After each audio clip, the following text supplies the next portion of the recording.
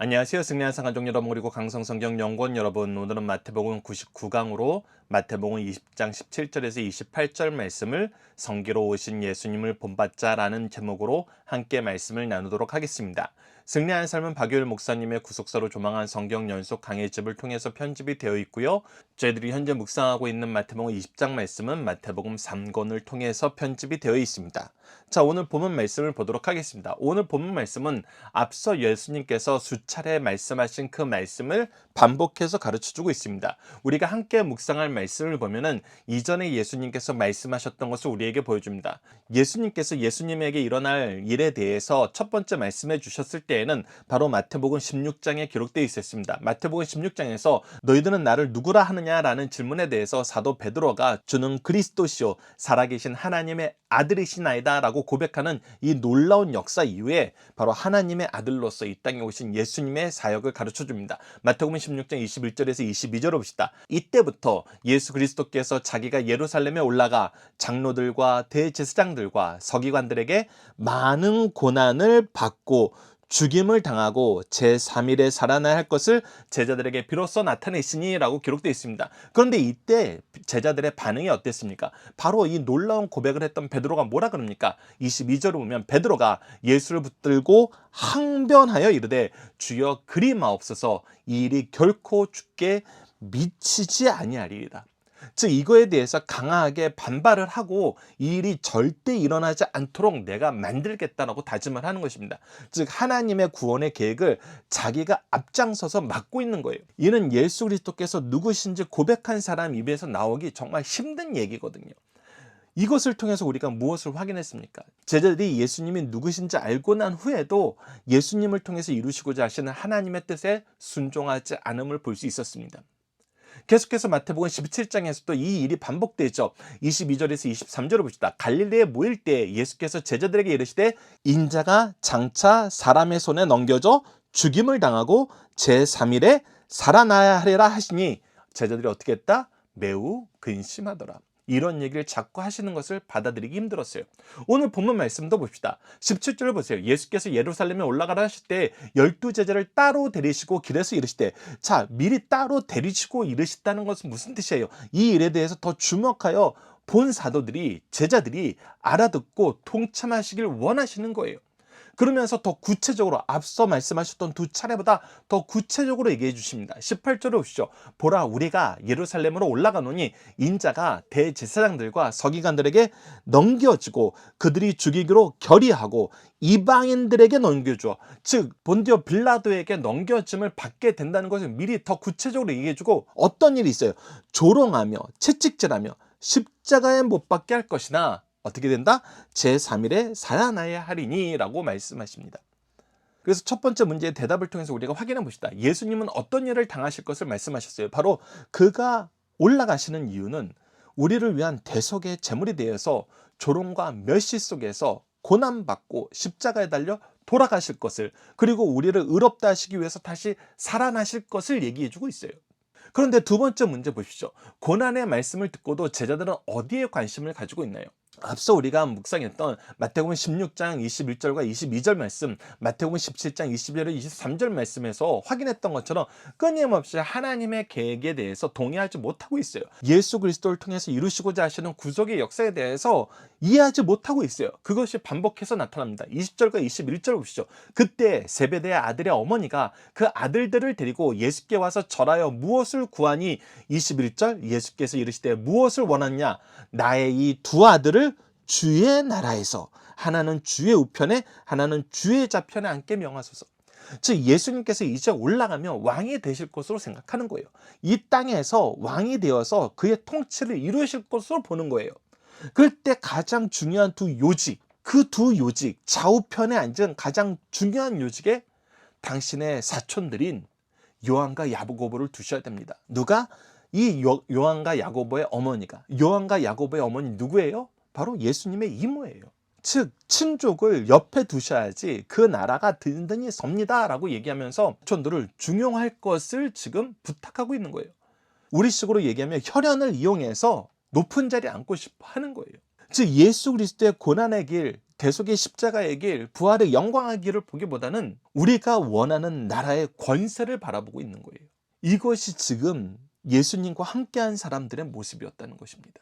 그래서 우리는 이 말씀을 통해서 주의 깊게 살펴야 됩니다. 우리가 하나님의 은혜를 받았어요. 하나님이 누구신지 알고 예수님이 누구신지 알고 성령님의 은혜를 통해서 우리가 어떤 삶을 살게 되는지 알았어요. 얼마나 큰 영광 속에 있는지 알게 되었어요. 그럼 그때 더더욱 무엇에 집중해야 되냐면 하나님의 뜻이 무엇인지 집중해야 돼요. 하나님의 뜻을 이루는 길이 무엇인지 볼 줄 알아야 돼요. 근데 그때 자기의 욕망이 더 크게 튀어나와 버려요. 자기의 생각이 더 강하게 주장돼요. 예전에는 미처 내가 부족하고 연약하고 환경이 안 돼서 꿈꾸지도 못했던 그 욕망을 발현하려고 그래요. 그러면 항상 무엇하게 된다? 하나님의 뜻을 반대하는 쪽에 서게 된다. 반대하는 쪽에 서는 것은 가장 어리석고 미련하고 교만한 것이다. 이것을 성경은 끊임없이 우리에게 가르쳐주고 있습니다. 하나님께서는 이 부분이 가장 주의해야 되는 부분이라고 우리에게 말씀해주고 계시는 거예요. 자, 다음 단락을 보도록 하겠습니다. 22절에서 23절입니다. 예수께 대답하여 이르시되 너희는 너희가 구하는 것을 알지 못하는도다. 내가 마시려는 잔은 무엇입니까? 앞서 얘기했던 대로 고난의 잔이에요. 그래서 물어보는 겁니다. 내가 마시려는 잔은 너희가 마실 수 있느냐? 그들이 말하되 할 수 있나이다. 그런데 이 사람들이 생각하는 잔은 뭐예요? 영광의 잔이에요. 자기의 권세의 잔이에요. 권세를 위해서는 내가 희생할 수 있습니다. 앞서 우리가 마태복음 16장을 통해서 베드로가 고백한 것도 동일한 거예요. 내가 예수님이 그런 고난 당하는 것을 절대 용납하지 않습니다. 내가 온몸으로 맡겠습니다. 그러니 나에게 권세의 잔을 주십시오. 우리 함께 권세의 잔을 나눕시다. 이것은 하나님의 통치를 인정하는 것이 아니라 사람의 통치, 죄악의 통치를 끊임없이 이루려 하는 모습임을 우리는 기억해야 됩니다. 자, 그래서 우리가 함께 묵상할 말씀을 보면 예수님께서 뭐라고 말씀하십니까? 베드로전서 5장 1절을 보십시오. 너희 중에 장로들에게 권하노니 나는 함께 장로된 자요 그리스도의 고난의 증인이라. 예수님께서 마시려는 잔은 무슨 잔이에요? 고난의 잔이에요. 무엇을 위한 고난의 잔이에요? 생명을 구원하기 위한 고난의 잔이에요. 예수님께서 이 고난의 잔을 마시신 것처럼 우리도 이 고난의 증인이 되어서 이 고난의 잔의 역사를 증명해야 된다는 것입니다. 증거해야 된다는 것입니다. 나타날 영광에 참여한 자는, 그래서 세상의 영광이 아니라 하나님 나라의 영광에 참여한 자라는 거예요. 그것을 우리가 구체적으로 언제 경험합니까? 이 얘기란 요한의 형제 야고보, 사도 중에 가장 먼저 순교한 사람이 됩니다. 사도행전 12장 2절을 보면 요한의 형제 야고보를 칼로 죽이니라고 기록되어 있습니다. 그래서 야고보가 얼마나 일찍 초대교회 시대에 순교당함을 우리가 보게 됩니다. 계속해서 23절 말씀을 봅시다. 이르시되 너희가 과연 내 잔을 마시려니와, 분명히 얘기합니다. 내 잔에 너희들이 동참하게 된다. 그래서 사도들의 모습을 보십시오. 그들이 순교하는 역사가 계속해서 반복되는 걸 보게 되잖아요. 무엇을 위해서 순교했습니까? 그리스도의 복음을 위해서, 우리에게 구원을 얻게 하려는 이 믿음의 말씀을 주기 위해서, 진리의 말씀을 주기 위해서 우리가 가야 되는 그 길은 그 길이고, 예수님이 말씀하셨던 대로 내 잔을 마시려니와 라는 이 역사가 성취되었다는 것입니다. 그러면서 뭐라고 얘기했어요? 내 좌우편에 앉는 것은 내가 주는 것이 아니라 내 아버지께서 누구를 위하여 예배하셨든지 그들이 얻을 것이니라. 이 자리는 내가 주는 게 아니라 누가 주는 것이다? 하늘에 계신 아버지께서 주시는 것이다. 그래서 베드로전서 5장 6절을 보면은 그러므로 하나님의 능하신 손 아래서 겸손하라. 때가 되면 너희를 높이시라. 근데 어떤 자들이 높은 자리에 앉게 된다? 겸손한 자들이 높은 자리에 앉게 된다. 이것이 하나님 나라의 질서임을 우리에게 가르쳐 줍니다. 계속해서 다음 단락을 보도록 하겠습니다. 24절 말씀을 보면 이게 참 가관입니다. 나머지 10제자의 반응을 보십시오. 10제자가 듣고 그 두 형제에 대하여 분이 여기거늘. 분이 여긴다는 것을 통해서 우리가 무엇을 알 수 있어요? 예수님께서 우리에게 말씀하신 내 잔은 무슨 잔이었어요? 고난의 잔이었어요. 근데 이들은 여전히 무엇이라고 생각하는 거예요? 이것을 영광의 잔이라고 생각하는 거예요. 자기 욕망이 성취되는 성취의 잔이라고 보는 거예요. 그래서 우리가 세 번째 문제를 보면 요한과 야고보에 대한 나머지 제자들의 반응은 어땠나요? 너무 화가 나는 거예요. 혈연을 이용하다니, 어머니를 이용하다니.